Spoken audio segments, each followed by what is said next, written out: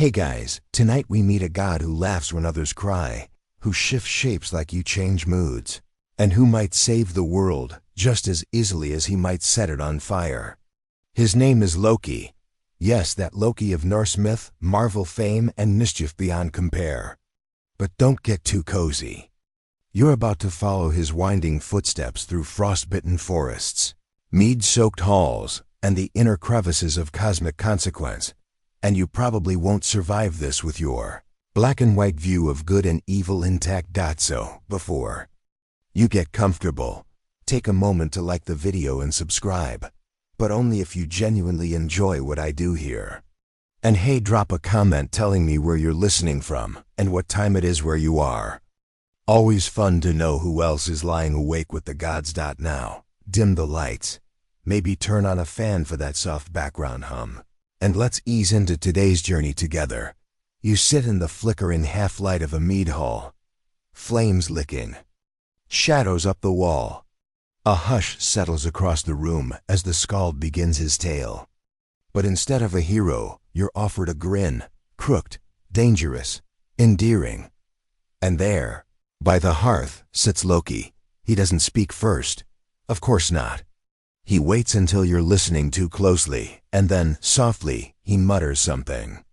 So slippery, you're not sure if it was wisdom or a joke. You smile anyway. That's how it starts. Always does. You expect chaos, and you'll get it. But you're not prepared for how human he feels. How often his laughter is masking pain. Or how often his cruelty is an answer to injustice no one else dared to voice. Historians still argue whether Loki was a late invention inserted into Norse mythology like a chaotic afterthought or an ancient archetype rooted deep in Germanic oral tradition. What's certain is that Loki doesn't fit. Not with the gods, not with the giants, and certainly not with the mortals who try to make sense of him. You trace your finger along a cracked runestone. The name Loki etched beside symbols of fire, knots, and snakes. You think you know him already, maybe from comic books, or that smirk Tom Hiddleston wears so well, but the real Loki is older. Darker, weirder. In the prose Edda, he's called fair of face, evil in spirit. But who decided that? The same gods who used him, laughed with him, and then chained him underground with venom dripping onto his skin. Sounds a little convenient, doesn't it? Tonight, though, you're not interested in their version. You want his story. The one whispered in stolen moments between truths. The one where the villain might be the only one telling the truth. And so Loki speaks. He starts, oddly enough, with a story not about himself. A tale of fire stolen from the gods by a defiant mortal. The man is punished, chained to a rock, a bird pecking out his liver. Sound familiar? That's Prometheus from Greek myth. But Loki smiles and shrugs. Maybe I heard it somewhere. He says, maybe it was me.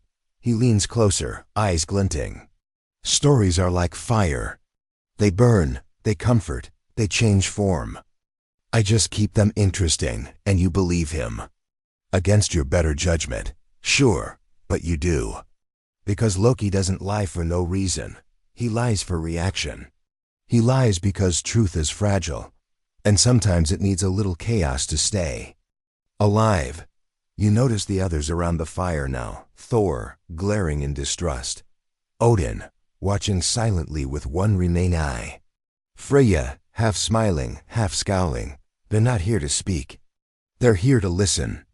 Even they don't know what Loki will say next, but he doesn't dive into battles or betrayals yet. Instead, he tells you a riddle. What belongs to everyone is feared by kings, desired by liars, and changes shape when it hears its name. You pause. He waits. Then he whispers the answer, reputation. And now you're thinking, not about gods, but about yourself, your choices, your masks. That's Loki's trick. He makes you laugh, then think, then doubt. Not just him, but everything. There's an old Icelandic saga where Loki helps a poor farmer win back his stolen livestock, not out of kindness, but because the gods were being unjust. That's the version not many talk about. Trickster, yes. But sometimes, the only one willing to stand against divine hypocrisy. Loki pours you a drink, let's say it's spiced meat in toasts. To troublemakers, the ones who shake the tree so the fruit finally falls. It's not lost on you that the Norse didn't see time as linear. It loops, circles, serpents eating their tails. So maybe that's why Loki seems timeless, because he's always mid-story, always part devil, part deliverer. A god with no temple, but plenty of worshippers. Quirky tidbit for you. Some scholars think Loki was once associated with spiders. Why?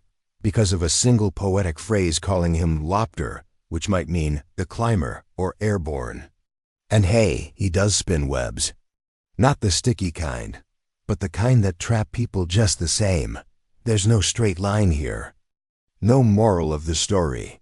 Just embers rising from the fire, curling like runes you can't quite read. Loki watches your eyes. He knows you're hooked. Not by power, not by pity, but by possibility. Because if Loki can be more than one thing, maybe you can too. You blink and he's gone. The fire flickers. The gods sit in silence. Outside, the wind howls through a snow-dusted pine forest, and somewhere far off, a fox laughs. You wrap the blanket tighter around your shoulders. You thought, this would be simple. But now you're not so sure. The fire is low now, coals glowing like the last blush of mischief on a retreating face. But you don't move. You're still thinking about that riddle reputation, and how it wraps around Loki like a second skin.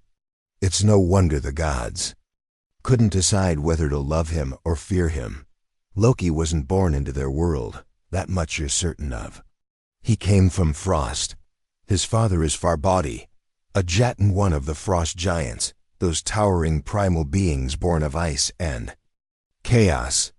His mother, Laufey, is often mentioned as delicate, perhaps even elfin, though we know almost nothing about her. Some say she was a tree spirit. Others whisper she was wind made flesh. Historians still argue whether Laufey herself was truly giant, or something else entirely, something between. But here's the weird bit. Unlike most giants, Loki is described as handsome, charismatic, smaller, more cunning. It's like the cosmos stitched him together from contradictions. A being of ice who dances in firelight. A giant who drinks with gods. You walk through the mythic halls of Asgard, listening to your own footsteps echo against golden stone. Was here that Loki made his unlikely home. Not as a prisoner, not as a guest, but as Odin's blood brother. Yes, blood brother. Not metaphorically. They sliced palms and swore loyalty over mingled blood. A bond more ancient than any handshake or oath. And that's what twists the knife later. Loki wasn't some foreign interloper or chaotic villain loitering at the edge of paradise. He was part of it, trusted, embraced. Odin himself said so. Of course, you wonder, why would Odin, Allfather, strategist of war and weaver of fates, bind himself to someone like Loki? Here's one theory. Odin wasn't just wise. He was lonely. He saw in Loki not only potential, but a mirror, another wanderer, another seeker of knowledge who walked with shadows. And maybe, just maybe, Odin thought he could contain Loki. You know how well that tends to go. There's a moment fleeting, often overlooked in the Lokasena, one of the Old Norse poems, where Loki bursts into a feast and roasts the gods. One by one, with brutal honesty. It's like watching a roast comedy special hosted by a nuclear bomb. But before that moment, Odin greets Loki warmly, calls him friend. And Loki replies, "Do you remember, Odin, when we mixed our blood? You said you'd never drink unless I was by your side." That's not a villain's taunt. That's a lover scorned. A brother betrayed. It's the ache of someone who remembers when they mattered. You press your hand to the bark of Yggdrasil, the world tree, and feel it vibrate with memory. Loki helped the gods again and again, saving them, aiding them, making them laugh and squirm. He wasn't an outsider until he was. And what changed? Some say it was power. Others say it was grief. But most likely, it was balance. The gods of Asgard needed someone to play the fool, the fixer, the foil, someone to blame when things got messy. And Loki, ever obliging, wore the mask. A quirky little side note. In one obscure tale, Loki's lips are sewn shut by a dwarf after. He insults their craftsmanship. Literal thread through flesh. And yet, in the very next story, he's talking again. No explanation. That's how it goes with him. Wounds vanish, roles reset, stories bend to his rhythm. You climb a frozen hill. Now the stars crisp above you. In the distance, you see a shadow against the northern lights, a lean figure walking alone. Not banished, leaving, Loki isn't chased out of Asgard. He drifts, wanders, like a song no one wants to hear anymore, but can't forget the tune of. He finds solace in the wild places, the in-between realms. His children are born in these places. Yes. Children. This is where things get even weirder. Loki, fathers or mothers, depending on the day. 3 beings with the giantess Angrboda, the massive Volfenrir, who will someday devour Odin. The world serpent Jarmungandr, who coils beneath the ocean. And Hel, the half-dead, half-living goddess of the underworld. Let that settle in for a second. His children are monsters by divine standards, but only because they were born outside. The rules. And how did the gods respond? They locked Fenrir in chains, cast Jarmungandr into the sea, and banished Hel to the shadow realm of the dead. You wonder how Loki felt watching each of his children exiled like curses. Did he see it coming? Did he try to stop it? Historians still debate whether Loki's children were literal monsters or symbolic personifications of fear, death, and chaos. But what's certain is this: the gods punished them for being born. And Loki never forgot that. You walk along the edge of a cliff now, the wind tugging at your cloak. Far below, waves crash like thunder. You see Hel's half-dead face in the mist. You hear Fenrir's growl in the mountains. You feel Jarmungandr ripple beneath your feet. They are not evil. They are exiled, and maybe that's Loki's secret. He doesn't create evil, he reveals it. Like holding up a mirror to the gods and saying, "Look at what you've done." He stirs the pot, yes, but only because it was boiling already. As you reach the peak, the aurora swirls above you like serpents in the sky. And for a second, you think you see Loki's face in the lights, grinning. Not with triumph, but with understanding. He was never trying to win. He was trying to exist. You descend from that frozen cliff, boots crunching against snow as the world softens beneath your steps. The wind hushes. The stars blink like distant thoughts. And as you reach level ground, you hear it. Music, laughter, the faint clinking of goblets echoing from a hall draped in gold and illusion. You follow the sound, because curiosity is Loki's most contagious gift, and find yourself once again in Asgard. A feast is underway. Mead flows like stories, and the gods are shining in their own glow. And there he is. Loki. At first, he's charming. He always is. Dressed impeccably, eyes dancing with just enough restraint to make you uneasy. He makes Thor laugh, pokes fun at Tyr's missing hand, flatters Freya with the kind of compliments that taste like wine but sting like vinegar. But then, something shifts. It starts with one jab too many. A laugh that goes sharp instead of soft. The mead hall holds its breath as Loki starts to roast the gods, not playfully, but surgically. It's all in Lokasena, the ancient poem that reads less like a myth and more like an office party gone nuclear. You listen, wide-eyed as Loki dismantles their facades one by one. He accuses Odin of cowardice, Heimdall of servitude, Freya of sleeping with her own brother. And whether or not the stories are true, no one stops him, because, and here's the terrifying part, everyone's too stunned by how much he knows. He's not just insulting, he's revealing. And that's worse. You sip your imaginary mead, trying not to choke on the tension. This isn't just a prank gone too far. This is a reckoning. The kind where the truth finally slips out like a sword from a sheath. Historians still argue whether Lokasana was satire or serious critique. Some say it was poetic justice. Others think it was propaganda, an Old Norse way of painting Loki as the villain once the myths began tightening into doctrine. But either way, it marks a turning point. Up until now, Loki had been useful. He got Thor's hammer back after it was stolen. He tricked giants, outwitted dwarves, and solved divine problems no one else could. He even once disguised himself as a mare, seduced a stallion, and gave birth to an 8-legged horse named Sleipnir. Yes, that's real. It's weird. And Sleipnir became Odin's favorite ride. Literally. So why the sudden fall from grace? Well, look around. The gods laugh, but nervously. Their plates remain half full. Their glances flit between each other like birds before a storm.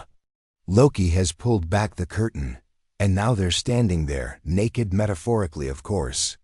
For now, you sit beside him as he drinks deeply, eyes tired but triumphant. There's no joy in his face. Just release. This isn't mischief, he murmurs to you. It's math, balance. And suddenly, you understand. Loki doesn't create chaos for fun. He restores equilibrium. He pokes holes in inflated egos. He reminds the mighty that their thrones are made of brittle bone and whispered lies. A quirky little fact slips into your memory like a rogue wine stain. There's a 10th century Icelandic charm that calls upon Loki to help ease childbirth.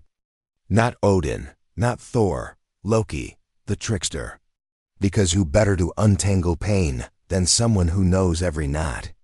You look around the mead hall again. The gods have begun to murmur. The mood has turned. Odin's eye is fixed on Loki, unreadable. Thor's knuckles are white around his cup. Heimdall's hand is at his blade. Loki finishes his drink and stands. You wanted the truth, he says, voice calm. Now hold it. Then, silenced out the next day, Loki disappears. Not with a bang. With a hush. No one says it, but everyone knows something has changed. The gods no longer trust him. The world tilts, ever so slightly. You leave the feast feeling heavy. Not because of Loki's words, but because of the silence that followed them. And that's his real power. Not mischief, not lies, but discomfort. He says what no one else will. He holds up the mirror. And what do the gods do when they see themselves? They break it. You step outside, the night air cold on your skin. A raven caws somewhere in the dark. Hugin or Munin, maybe. Odin's thought and memory flying restless in the sky. It hits you then. Loki is a truth-teller wrapped in riddles. A guardian of imbalance. He walks into perfect rooms and opens a window just to let the wind in. Not to ruin the party. Just to prove it was fragile all along. You remember the jokes he told, clever, biting, impossible to unhear. But beneath them was always a wound, old, deep, and shared by every god who pretended to laugh. No one laughs anymore. You're still outside the mead hall, though the echo of laughter and insult has faded behind you.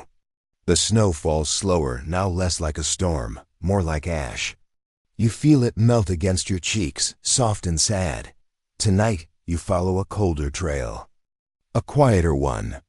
The trail of a father, a husband, a monster maker, or maybe a monster's victim. You follow Loki home. Not to Asgard. To the forest. The mist-soaked marshes. The place where the gods rarely tread. There, you find a cottage of twisting wood and thick ivy. The door is low, humble, and inside a woman stirs something in a clay pot, humming to herself. Her name is Sijin. You've likely never heard of her. She isn't flashy. She doesn't throw hammers or ride chariots pulled by cats, but she's Loki's wife. His only wife, in some stories. And if you ask anyone in Asgard, they'll roll their eyes and say, she stayed. Like that explains anything. But tonight, you sit with her. And you listen. Saijin is warmth in a world that freezes. She speaks gently. She doesn't defend Loki, but she never condemns him either. She simply loves him. And love in the Norse cosmos is rarely simple. It's loyalty forged through suffering, through choice.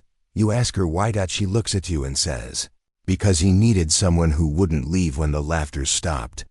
And that's when you hear it, footsteps, familiar, lighter than you'd expect. Loki enters, not as the venom-tongued god of insult, but as a father. A man, tired, hollow-eyed. And behind him, the children. This is the part they don't carve into stones or whisper at firesides. But you'll see it. There's Fenrir, massive even now, paws the size of shields, eyes filled with something too deep for animals and too ancient for men. He curls protectively near the hearth, tail twitching. There's Helha, her face ashen and corpse pale, the other soft and living. She stares at you without blinking, and somehow you know she sees both who you are and who you'll be. And somewhere beyond the walls, far off but present, Jormungandr coils beneath the sea, dreaming in slow, oceanic thoughts. He doesn't speak. He waits. You sit with them, the so-called monsters, and realize how quiet they are, how gentle. No thunder, no fangs. Just children who were never given a choice. Historians still argue whether these offspring are literal or metaphorical. Whether they represent aspects of Loki's psyche or the raw forces of nature itself. But here, they're real. They breathe. They wait. And they trust Loki. For a moment, you wonder, maybe this is the world he was trying to build. Not Asgard's golden cage, not Jotunheim's frost-scarred cliffs, but this imperfect, hidden, enduring. Then the hammer falls. Not metaphorically. The gods come for his children. It begins with whispers. Rumors that Fenrir is growing too strong. That Jormungandr's coils could choke the earth. That Hel is gathering power in the shadows of the dead. And Loki knows. He always knew. He tries to make deals, barters, pleads, but it's no use. The gods are afraid, and when they fear something, they destroy it. They trick Fenrir using Tyr, the only god the wolf trusts, to bind him in magical chains. Tyr sacrifices his hand to earn Fenrir's trust, and still, they betray him. Fenrir howls, betrayed and bound. He bites the sky and is left to rot in silence. They cast Jormungandr into the sea, not even trying to explain. He sinks but does not die. He waits at the bottom of the ocean, the world turning above his back. And Hel? They exile her to Niflheim, the realm of shadows. There, she becomes queen of the dead, half-loved, half-hated. A ruler of the forgotten. You sit with Loki after it happens. He says nothing for a long time. But then, with a voice scraped raw by fury and grief, he murmurs, "They call me cruel. But I never caged my own blood." It's the first time you've seen him truly quiet. Not because he's planning or mocking, but because this broke him. A quirky myth tells of Loki once cutting Sif's golden hair as a prank, only to later broker a deal with dwarves to make her an even more glorious wig. Mischief followed by penance. But this time, there's no fix. No clever wordplay, no exit. He couldn't save his children. So instead, he remembers every chain, every scream, every lie. And so, the seeds are planted not of revenge, not yet but of rage. Slow, hot, patient. You sit there, listening to Saijin stir the pot, to Fenrir's soft growl in his sleep, to Hel's steady breath. You understand that Loki didn't break when the gods turned on him. He broke when they came for his family. This isn't the story they tell in the mead halls. This is the one you have to see for yourself. The one that makes you ask, if the gods are willing to do this to their own blood, who's really the monster? The frost hangs heavier now, clinging to your skin like guilt. You walk a narrow trail through a moonless forest, and every step creaks like a warning. Behind you, the echo of Fenrir's growl lingers. Ahead, A buzzing sound teases your ears sharp. Insistent, like a secret trying to be heard. You follow it. It leads you to a forge. Not a divine one, with stars for fuel and hammers of thunder, but a dwarven one. Deep underground. Smoke curling in lazy spirals. Firelight dancing across walls carved by generations of God's demands. Here, in the glow of molten metal, the God's power is born, and Loki is there, but not to steal this time. To fix a problem, he created .c. He shaved Sif's golden hair as a joke, Thor's wife. Just imagine the fury when she woke up bald. Thor threatened to crush every bone in Loki's body like twigs beneath his hammer, so Loki swore he'd make it right. That's how Loki found himself bargaining with dwarves, the sons of Ivaldi, to forge not just a new head of golden hair, but 3 treasures worthy of gods. And while they worked, he couldn't help himself. He found another pair of dwarves, Brock and Sindri, and taunted them into a contest. "Bet you can't make something better," he said. They took the bet, and so began one of the most absurd moments in mythological craftsmanship. Loki turned into a fly. Yes, a tiny, buzzing, irritating fly. And he tried everything to sabotage the work-biting eyelids, wings flapping, stinging skin. That buzzing you heard? It's him, because that's Loki's style. Even when fixing things, he stirs the pot. He's the fly in the beard, the mosquito in the cathedral. He wants the gods to get their treasures. But not too easily.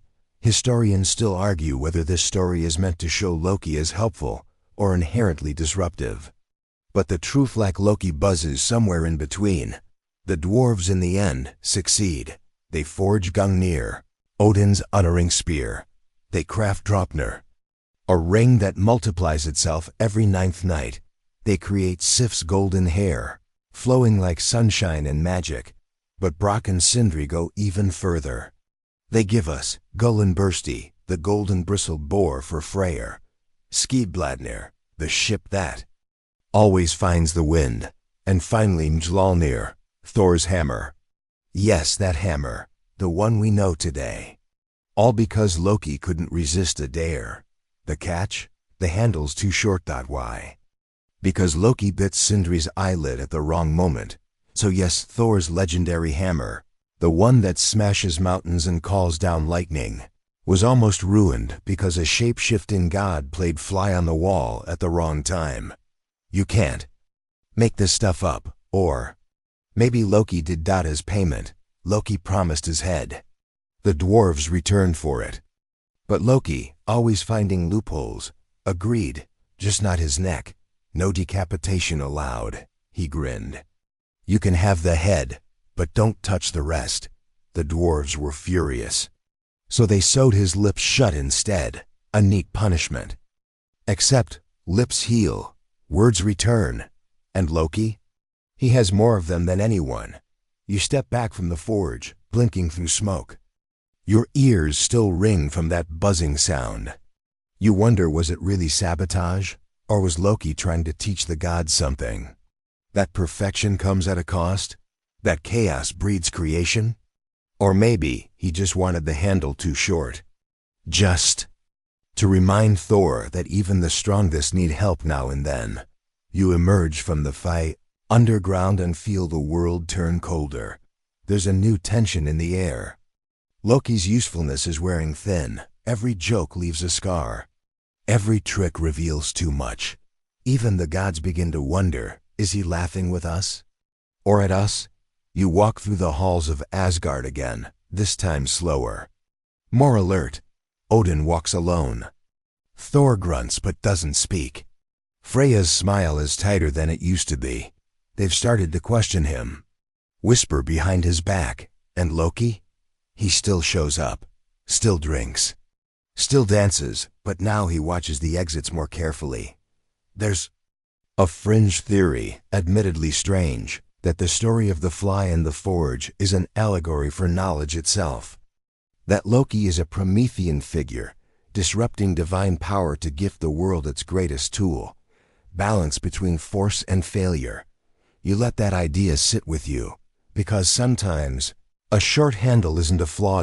It's a feature. It makes the god holding it remember that strength alone isn't enough. That even thunder needs trickery, that control is just one good prank away from slipping. As you head deeper into night, you hear a faint chuckle behind you. Could be wind, could be memory, could be a fly. Either way, it makes you smile. Because you know now that Loki's chaos doesn't come from cruelty, that it comes from the joy of being the one no one can predict. You wake before dawn, still hearing that chuckle. It folds into the wind, then disappears, leaving only one sound, a snap. Not loud, not sharp. More like the breaking of something fragile like a thread. Or a life. You walk the forest edge, boots sinking into wet moss, following a feeling you can't name. Something's wrong. You don't know what yet, but Loki does. He's waiting in a clearing. No jokes this time, no mischief. Just eyes like storm clouds and hands clenched too tight. You've never seen him like this still.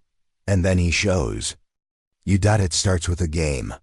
A cruel one, dressed in laughter and fate. Baldur the golden god, son of Odin and Frigg, beloved by all, is having nightmares. Dreams of death. Of the world ending. Of shadows taking him. Frigg, desperate, travels the 9 realms and begs every creature, every rock, every leaf not to harm him. And they agree. All but one. Mistletoe. A thin, brittle sprig growing in silence. Overlooked, insignificant.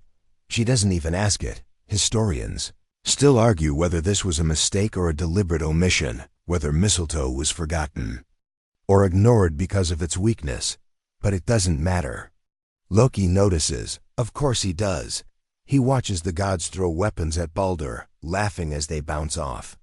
Arrows, swords, even boulders, they all fail. Baldur cannot be harmed. The gods turn this miracle into sport. And Loki finds Hadra Baldur's blind brother off to the side. Not part of the game. Left out as usual. So Loki helps. He offers a dart of mistletoe. Small, harmless. Points Hadra in the right direction. Guides his hand. The dart flies. And Baldur falls. You hear the gasp ripple through the realm. Like a storm across still water. The golden god loved by all is dead. And Loki? He doesn't laugh. Not this time. Maybe he expected a prank, a scratch, a gasp. But death? That wasn't the point. Or maybe it was. You walk with him in silence now, following the trail of consequence. The gods are furious, devastated, and Odin, ever the chess player, sends another of his sons, Hermod, to ride to Hel and beg for Baldur's return. Hel listens. She agrees. But only on one condition. If every creature in the world will weep for Baldur, he may return. So they ask. And everyone does, every god, every mortal, every tree and rock and beast. Except one, an old giantess in a cave, cold-eyed, dry-faced. She refuses. Let Hel keep what she has. She says some believe this giantess was Loki in disguise. Others say it was someone else entirely, maybe even Hel herself, asserting her power. Historians still argue, but you see Loki's face now, and you wonder, does he feel regret? Or just inevitability? You want to ask him, but he's already moving on, because the gods don't forgive this one. They look past the pranks, past the jokes, past the clever fly buzzing around their bloated egos. Now, they see the danger. You pause for a breath. Remember the mistletoe, so simple, so small. And yet, in the hands of a trickster, it became a weapon. A quirky little detail. In some versions of the myth, mistletoe becomes sacred after Baldur's death. A symbol of peace. People kiss beneath it now without knowing the blood it once drew. Loki's quiet again. And for the first time, he seems tired of talking. So you think for him. Maybe he didn't mean for Baldur to die. Maybe he wanted to crack the illusion of invincibility. To remind the gods that even beauty can bleed. Or maybe he knew exactly what he was doing. You sit at the edge of a still lake. The water reflects the night sky perfectly until a single drop disturbs it. A tear? You don't know whose, but you. Know everything changes after this. Baldur doesn't return. Hel keeps him. And the gods decide Loki must pay. Not yet. Not publicly. But a reckoning is coming. You walk back through the forest, slower this time. Every twig snap feels like a warning. Every shadow stretches too long. Loki walks beside you. Hands in his pockets. Head low. And for once, he doesn't try to be clever. He just says, they always needed a reason. You don't ask who they is. Or what the reason was. You already know. The frost deepens around your ankles as you follow Loki to the edge of his story and the start of his punishment. The light is thinner now, the kind that doesn't warm, just illuminates everything you'd rather not see. You walk through the ashes of trust. The gods aren't speaking anymore. Not to Loki, not really to each other either. Baldur is dead. The golden boy. The best of them. And someone must pay. You hear the footsteps before you see them. Thor, stomping like a storm in human form. Odin, silent as a fallen star. Tyr, face unreadable. Even Freya's usually fierce gaze has dulled, heavy with sorrow. They don't ask Loki to come quietly.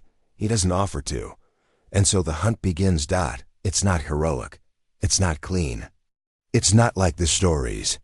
You follow it across 9 realms. Loki in disguise after disguise. A fish, a bird, a whisper in someone else's voice.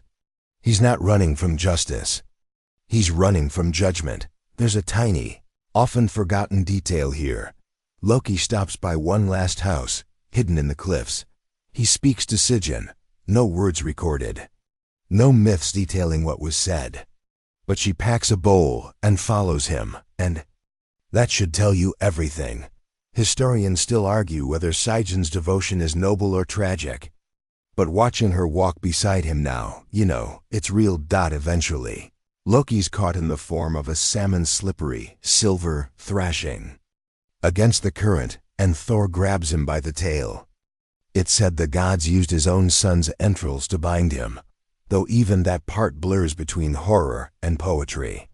What's certain is this: Loki doesn't get a trial. He gets a sentence. They drag him into a cave. A deep one, dark and hollow, smelling of moss and endings. They take another of his sons, Vali, and twist him into a wolf. The wolf tears apart his brother, Narfi. The entrails become chains. That's the part you don't see in bedtime stories. Loki is pinned beneath 3 stones spread across the jagged floor. They coil Narfi's guts into ropes, tightening with ancient runes. And then they do something even crueler. They hang a serpent above him. Its venom drips, slowly, steadily onto his face, 1 drop at a time. Eternity, measured not in years, but in pain. But Sigyn stays. She kneels beside him, bowl in hand, catching each drop. She holds her arms still until they tremble, her spine bent like a tree in winter. And when the bowl fills, she has to leave to empty it, and that's when the venom hits. And Loki screams. You hear it now. The kind of sound that isn't a sound anymore. It's thunder, earthquakes, rage made physical. Norse myth says that every time Loki writhes, the world shakes. Earthquakes are his agony made manifest. It's strangely human, isn't it? The idea that the earth itself cries out with a father's pain, not revenge, not madness, pain. You sit beside him now, across from Sigyn. She doesn't speak. She doesn't need to. Her hands do all the work. Loki opens one eye. Just a sliver. There's no trick in his expression. No fire, just exhaustion. You think this is the worst part? He asks, barely audible. You hesitate. It's not, he whispers. It's that they needed a scapegoat, and I made it too easy. That's Loki's deepest punishment. Not the venom, not the chains, not even the silence. It's the realization that he let them make him into a monster. He played the part too well. Quirky myth moment. Some versions say the venom dripping onto him was once meant for someone else, a curse redirected. Others think the snake is Jormungandr, hanging above his father, full circle. The myths blur, but they always return to one image: Loki, bound, screaming, waiting, because he isn't dead. Oh no, he's waiting for the end, Ragnarok. The gods think they've won, that by locking him up, they've silenced chaos. But you know better now. Chaos doesn't die. It ferments. And Loki, venom stung, betrayed, broken, isn't plotting revenge. He's watching the balance tilt. The same gods who laugh, who judge, who punish, they've just undone their own order. Because by chaining Loki, they've forgotten what kept them whole in the first place: tension, friction, the necessary pull between creation and destruction. You stand at the mouth of the cave, listening to the slow drip, drip, drip. Each drop lands like a countdown. You wonder how long Sijin can keep holding that bowl. How long before her arms give out? How long before the world needs Loki again? And when it does, you already know he'll rise, not for vengeance, for balance. The cave fades behind you, but the sound of dripping venom follows, like a second heartbeat. Like guilt made liquid, you walk out into a barren plain, and though the sun hangs above you, it brings no warmth. You've entered a part of the story that isn't told in full, because it isn't finished. This is where Loki waits, not passively, never that, but not wildly either. Not scheming, not shouting, just enduring. And if you listen closely, really closely, you'll notice something strange. He never screams anymore. Sijin is still there, emptying the bowl.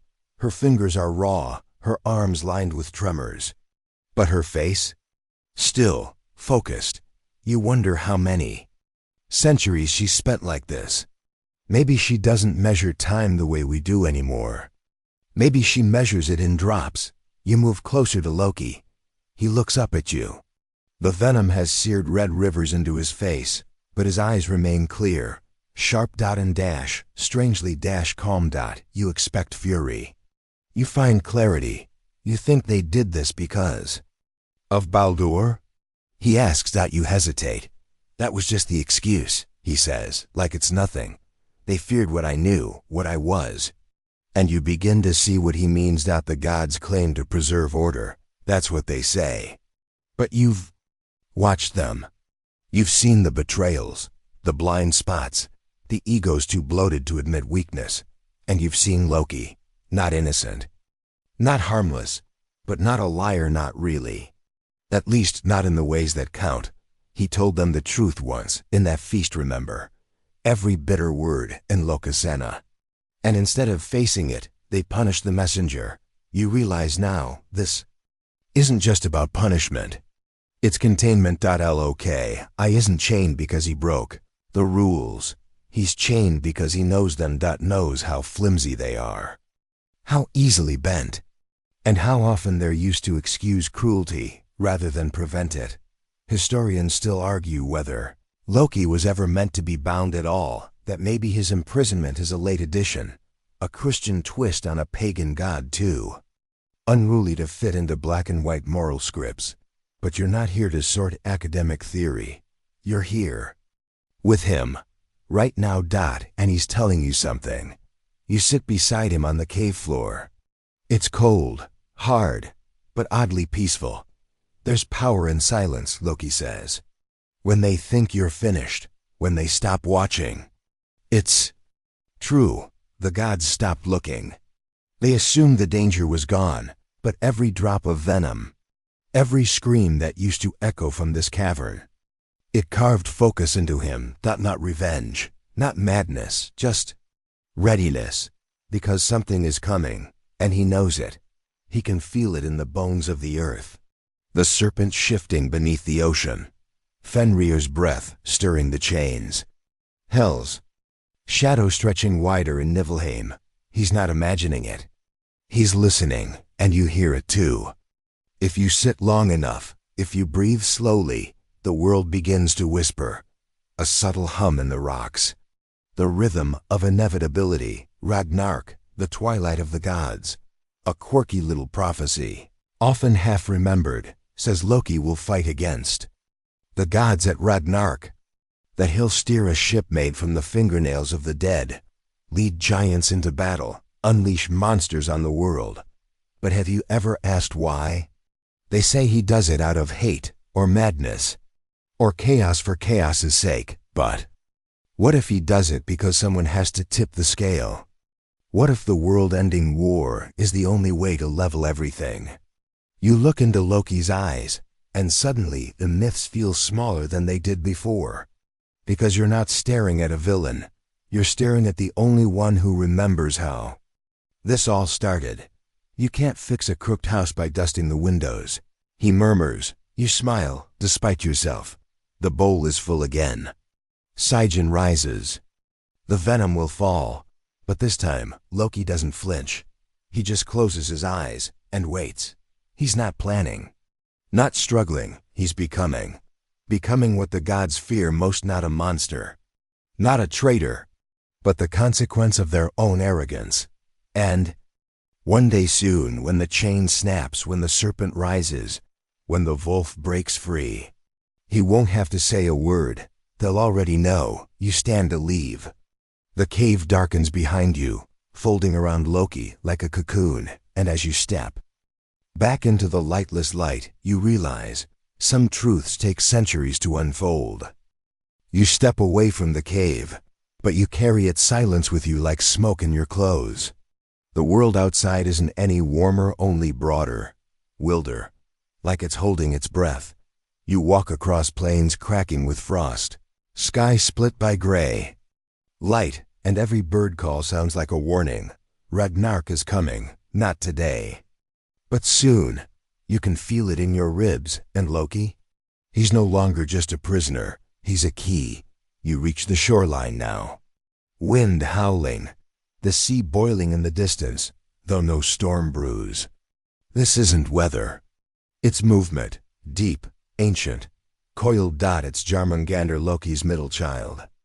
A serpent so vast, his body wraps around the entire earth.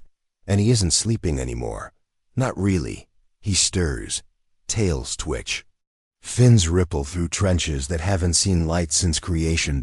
And when he lifts his head, that's when the sky will crack. The old prophecies say that when the Midgard serpent rises from the sea, it will poison the sky and drag Thor into a final fatal battle. Thor will kill it, but not before staggering 9 steps and collapsing. Breath stolen by venom. Symmetry. Balance. The hammer and the coil, destroying each other. You sit by the shore and feel the surf rise a little higher than it should. A few inches, but enough. You remember when Loki smiled about Skedbladnir, that magic ship forged by dwarves. The one that can fold into a pouch but always catches the wind. You remember the little grin when he mentioned it. Why? Because he knows what else sails at Ragnarok. A ship made from fingernails, called Naglfar. It glides on the tides of death. Itself. And who captains it? Okay. Of course he does. Not with joy. Not even with rage. With resolve. Because the world needs to. And not because it's evil, but because it's balanced. The gods have ruled for too long with too few questions, too many chains. Too many whispers swept beneath the feasting tables. And Loki? He's the whisper they couldn't silence. Historians still argue whether Ragnarok is meant to be a true apocalypse or a cyclical renewal, whether the gods really die or merely reset. Some even think it was added to Norse myth later, shaped by Christian ideas of final judgment. But that doesn't change what it feels like. It feels like inevitability. You walk away from the sea now, toward the great plain of Vigrid, where the final battle will unfold. It's quiet now, just wind and dry grass. But someday it will be soaked with ash and starlight and endings. You picture Loki there, not snarling, not laughing, just walking forward. And behind him Fenrir, the wolf grown vast and terrible. The gods once fed him lies. Now he feeds on them. They tried to cage him with fear, but it only made him strong. And when Ragnarok begins, Fenrir will break free. He'll kill Odin. The Allfather will fall to his grandson, his son's son, Loki's son. You wonder, is it revenge or justice? A quirky, lesser-known myth says that Fenrir was once tender with Tyr, that the god of war used to feed him, play with him, teach him. And when the gods betrayed Fenrir, Tyr was the only one who mourned that not for the bloodshed, but for the trust lost. You sit with that thought, long enough for the wind to still, long enough to feel the weight of centuries shift. Hell will rise too, bringing the dead, not out of cruelty, out of necessity. Because every soul left to rot in silence will want to speak again. And what of Loki? He'll stand on the other side of the line, not because he hates the gods, because he knows them too well. He knows what they're capable of, what they've covered up, what they've forgotten. You see him now in your mind's eye leading the charge, not with a war cry, but a sigh, because even now, he's not trying to destroy the world, he's trying to finish the story, because the story's broken, looped, glitche. And sometimes, endings are the kindest things you can give a myth. You rise and walk back toward the forest edge. The ground trembles faintly beneath you. Somewhere far below, something shifts. The serpent turns. The wolf stretches. The dead stir. And Loki? He waits. Bound but unbowed. Listening for the sound that will break the silence. Because when it comes, it won't be war. It'll be the sound of the scales tipping. Finally. You sit down beneath a bent tree, its bark patterned with ancient runes that whisper even when the wind is still. The world around you has changed, not physically, but subtly, like waking up and realizing something important has shifted while you slept. You followed Loki through frost and flame, through laughter and venom. And now, you feel it in your bones. He isn't just a character in Norse mythology, he's a type. Patterned out an archetype you've seen before. You close your eyes and think of the Trickster. Not just Loki, but the Trickster, universal, timeless. Appearing in every mythos like a glitch in the code of civilization. He's Coyote in Native American legends, stealing fire, shaping rivers, creating death itself by accident, and then walking away to chase his own tail. He's Anansi in West African Tales, a Spider-Man hybrid who tricks entire villages, outruns consequences, and somehow teaches moral lessons by being completely immoral. He's Hermes in Greek myth, stealing Apollo's cattle as a newborn, talking his way out of punishment, and becoming the god of boundaries, transitions, and thieves. He's Bugs Bunny in a toga, a fox in the henhouse. The child asking why the emperor is naked. And what do all these figures have in common? They don't destroy worlds. They reveal them. They break systems that have grown stale. They append hierarchies that pretend to be sacred. They make kings sweat and gods squirm. You open your eyes and see Loki differently now, not just as Loki, but as part of something bigger, older, necessary. There's a quirky Icelandic folktale where a man meets a fox who speaks riddles and ruins dinners, only to find out later that the fox was a spirit sent to warn the village of an avalanche. Was the fox a nuisance? Yes, but it saved them, too. That's the trickster's gift. Disruption with purpose, even if no one thanks them for it. Historians still argue whether Loki was ever truly worshipped. Unlike Thor or Freya, he had no temples, no formal prayers. But that doesn't mean he wasn't respected. He was feared. Invoked, maybe even understood by those on the edges, the outcasts. The in-betweeners. The ones who didn't fit. You imagine a lonely child in a Viking settlement, hearing tales of Thor's strength and Freya's beauty, but finding comfort only in Loki, the god who made mistakes, who laughed too loudly, who ran too fast and paid too dearly. Because Loki isn't a god for winners. He's a god for survivors. The people who fall and get up again, who wear masks, who burn bridges after the trolls are already underneath them. You walk through the forest, Again, and every crooked tree, every misplaced stone, every weird little bird call feels like Loki's signature. Not chaos. Reminder that nothing should be taken too seriously. That order without question becomes tyranny. That sometimes it takes a liar to point out the truth. And maybe that's why he resonates so deeply now. In modern times, Loki's gone global.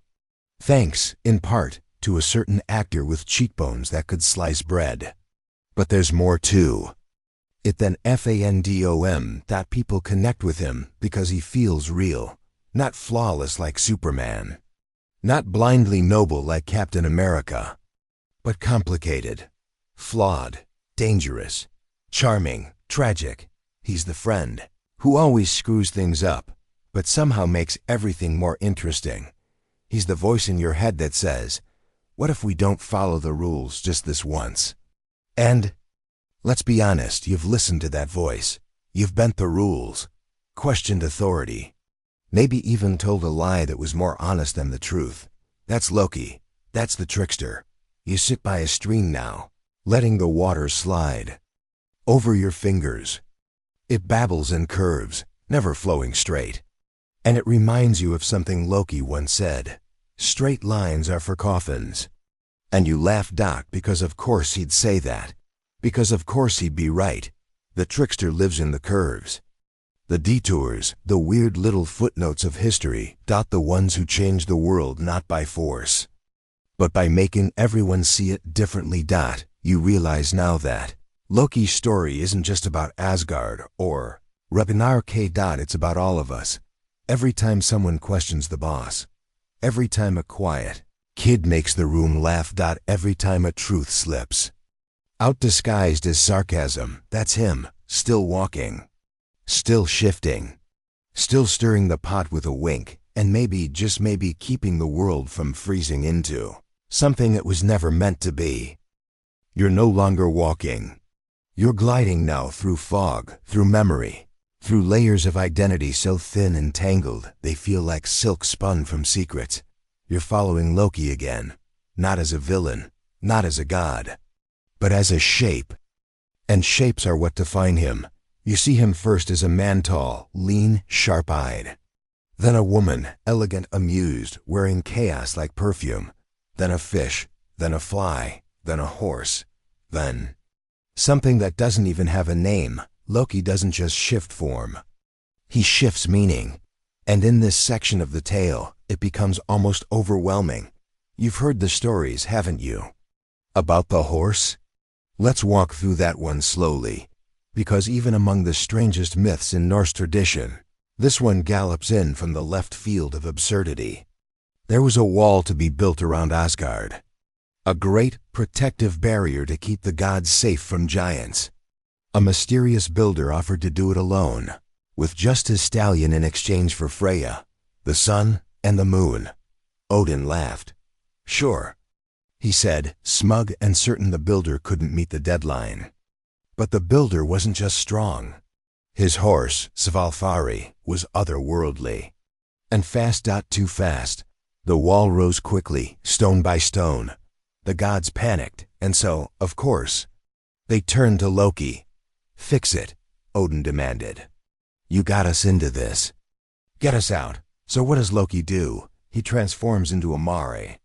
Yes, a female horse. And seduces the stallion. Not in theory. In action. He lures the powerful animal away from its work.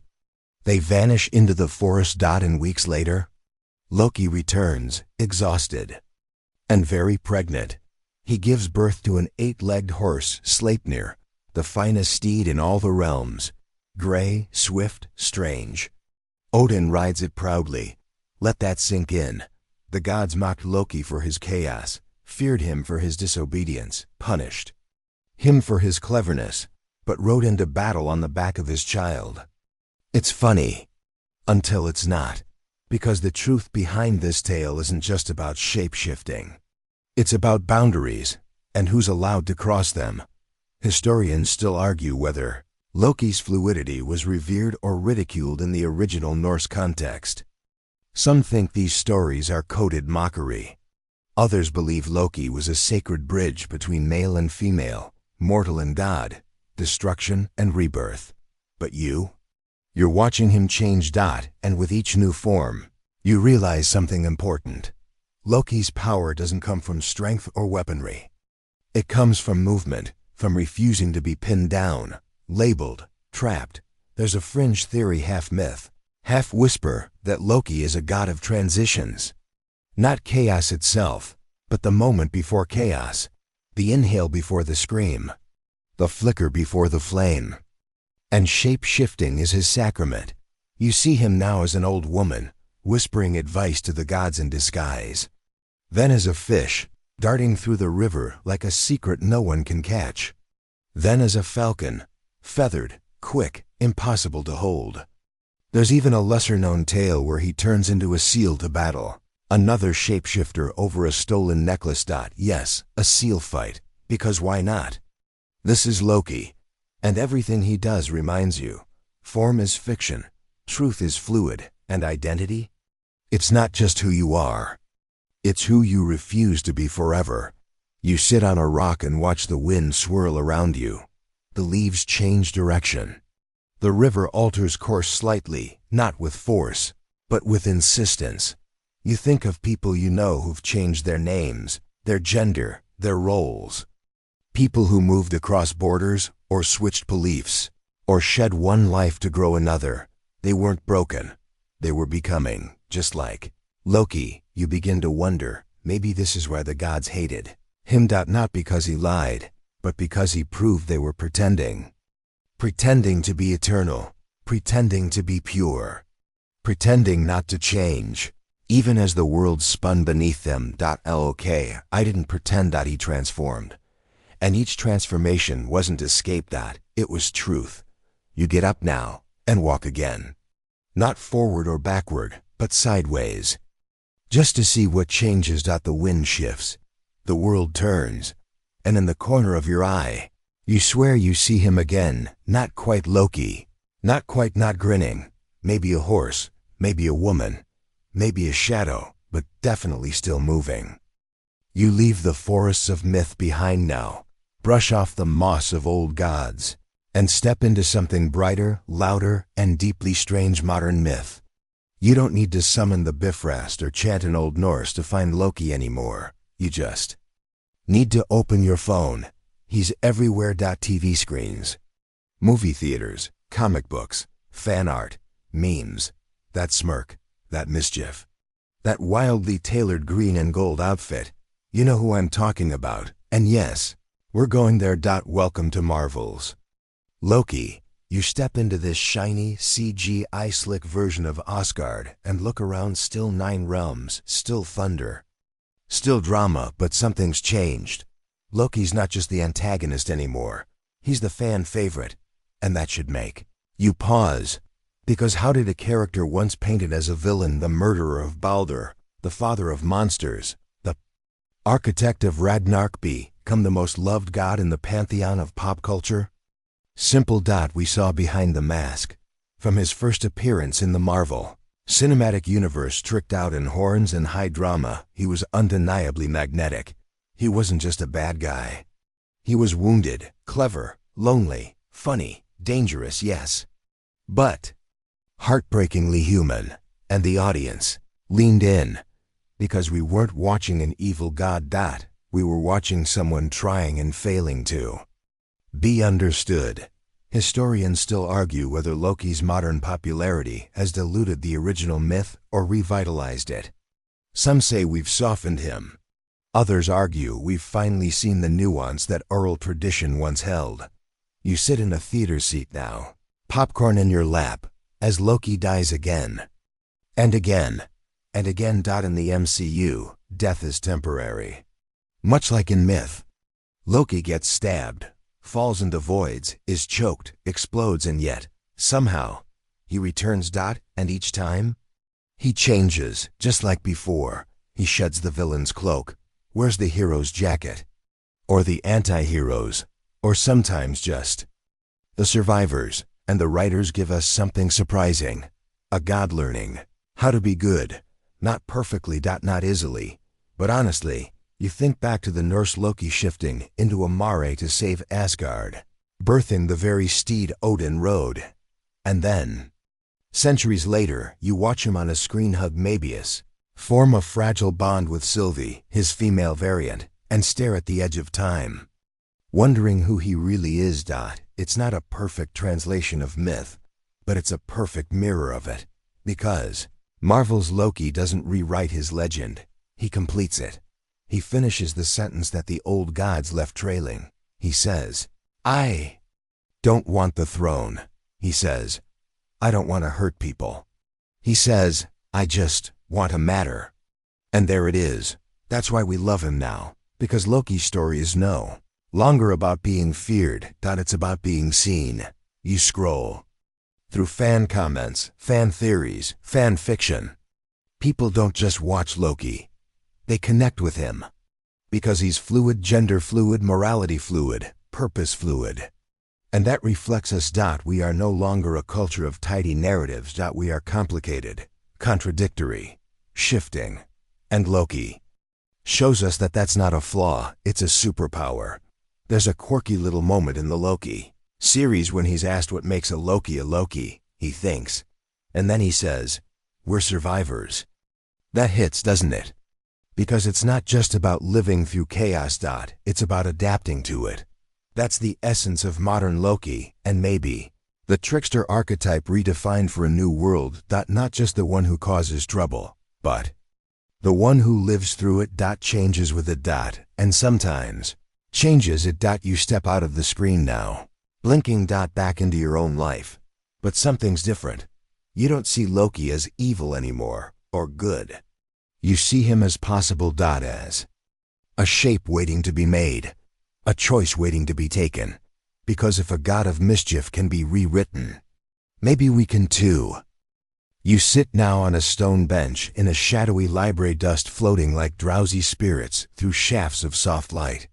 Shelves climb the walls, and in every corner, the voice of a scholar whispers through yellowed pages and brittle parchment. Loki is here too, not in body.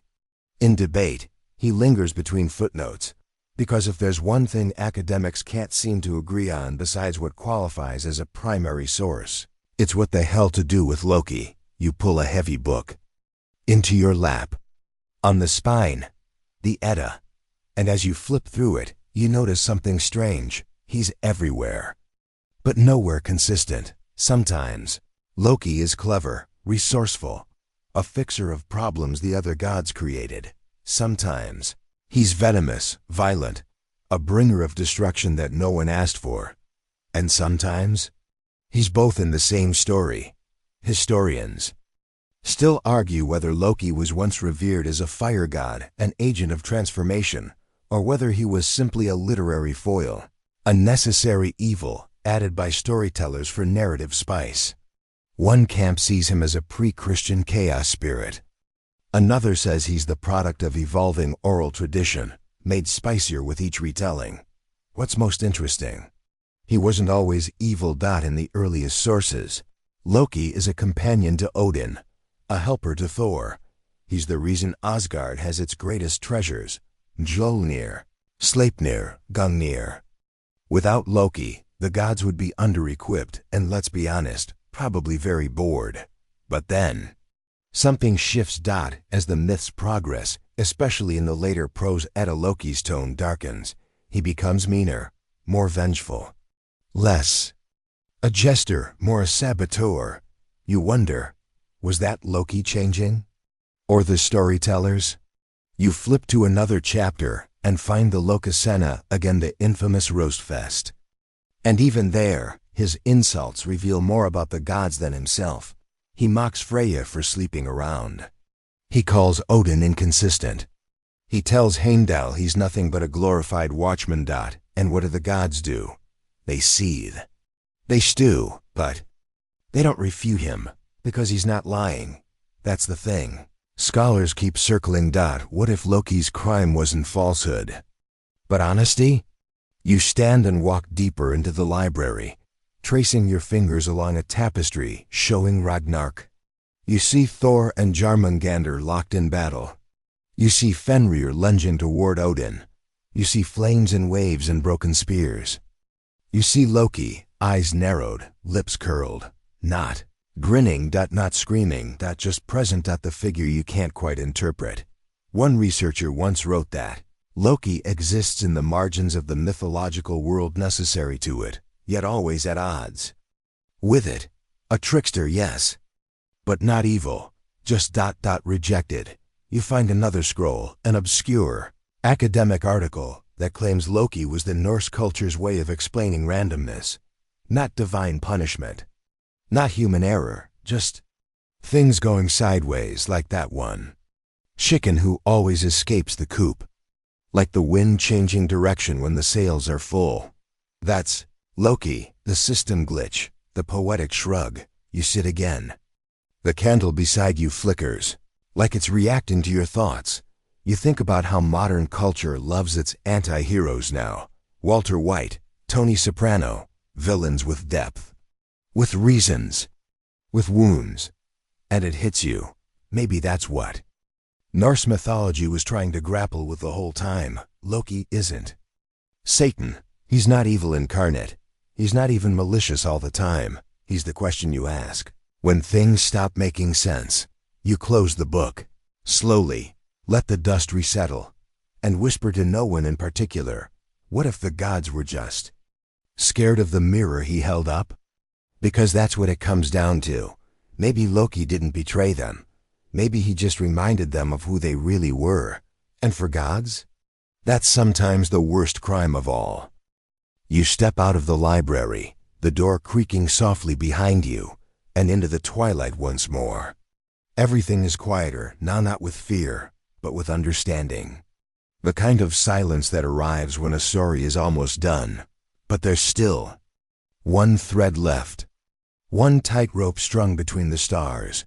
You follow it, and as you do, something becomes clearer than it's ever been before.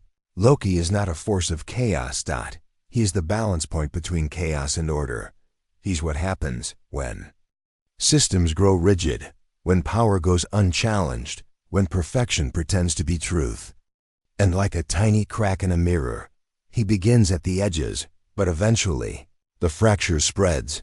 The Norse world Yggdrasil, the world tree, is built on balance. 9 realms, each with its own role.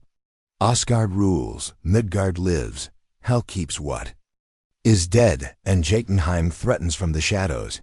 Everything has its place, except Loki, born of frost giants, blood brother to Odin, father of monsters, mother of horses. No temple, no priesthood, no borders, just movement. He's not chaos. He's the consequence of pretending chaos doesn't exist. You walk across a narrow bridge, now not the rainbow Bifrost, but something more fragile. A bridge made of logic, myth, and emotion. Every step forward is a question. You look up, and there are the gods.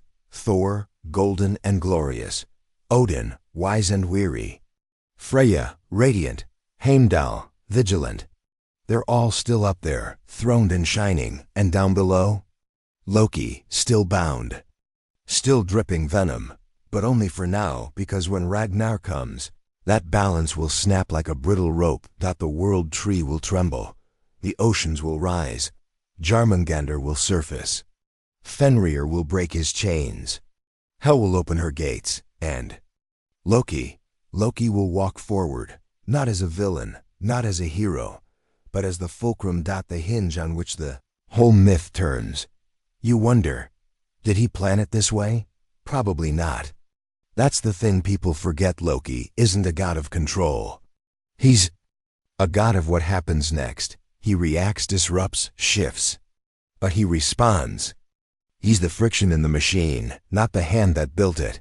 There's a curious old tale, barely told now, about how after Ragnarok, a new world will rise.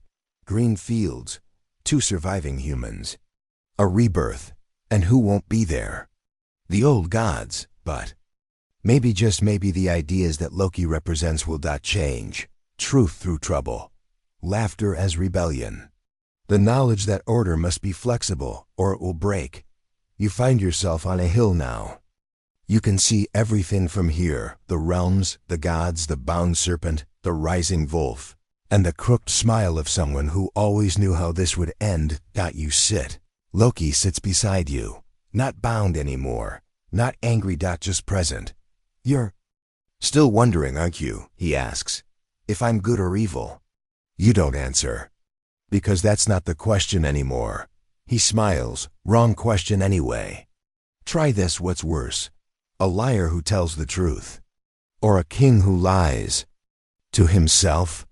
You laugh. Of course he'd leave you with a riddle. Quirky thought. In Norse culture, even oaths weren't absolute. Words mattered, yes, but so did intent. Maybe Loki wasn't punished for breaking promises. Maybe he was punished for keeping the wrong ones. You lean back, watch the sky twist, watch the serpent shift, and you realize something. Without Loki, the gods would never have faced themselves. Without Loki, Asgard would have drowned in its own arrogance. Without Loki, there would be no ending, and therefore no beginning. He is the fire and the frost. He is the tension between yes and no. He is the moment before the truth lands. And for the first time, you see him not as a character in a story, but as a principle of existence. Loki doesn't need your forgiveness. He doesn't even want your loyalty. He just wants you to think. To question. To pull one thread and see what unravels. Because sometimes, what's hidden in the knot is the part that matters most. The hill fades behind you now. The world softens around its edges.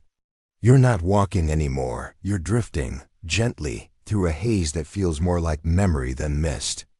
Everything slows, and as it does, you arrive at the very end of the thread. You've followed Loki through fire and frost, through venom and silence, through myth and marvel. But now you stand before the final question. The one that won't let go. Was he ever telling the truth? Or was it all a lie? Loki stands beside you again. He looks peaceful, not happy exactly, but settled. The way a story is when it's finally told in full. You glance at him. Was any of it real? He doesn't answer right away. Just kneels, picks up a stone, tosses it once, twice into the air, watches it fall. Then, every lie is a truth in costume. Didn't you learn that by now? You look out over the world below, the crumbling walls of Asgard, the coils of Jormungandr hugging the sea, Fenrir's outline pacing in the mist, Hel's throne rising slowly from the depths. Everything's moving, everything's waiting. But you're not afraid. Because now you understand. Loki was never the problem. He was the pressure valve. He was the release of the tension between what is and what must change. You think of the gods again, not as immortals, but as archetypes, as ideas. Odin, the pursuit of knowledge. Thor, brute force and loyalty. Freya, passion and power. Heimdall, order and vigilance. And Loki, the unspoken question. The necessary uncertainty. The voice that says, yes, but what if? In that way, Loki isn't just a god. He's a mechanism. A way for us to tell stories that break their own rules. A way to admit that even our myths have blind spots. That even our truths have loopholes. You remember the serpent venom, the bowl, Saijon's shaking hands, and you remember the scream that came next, but you also remember the silence that followed. The long silence. And you realize something no one talks about. Loki didn't scream to be heard. He screamed so that others wouldn't forget. Historians still argue whether Loki was a late invention or one of the oldest gods in the Norse pantheon. But does it matter? If a god is remembered, he exists. If a god is spoken of, he survives. And Loki? Loki is thriving.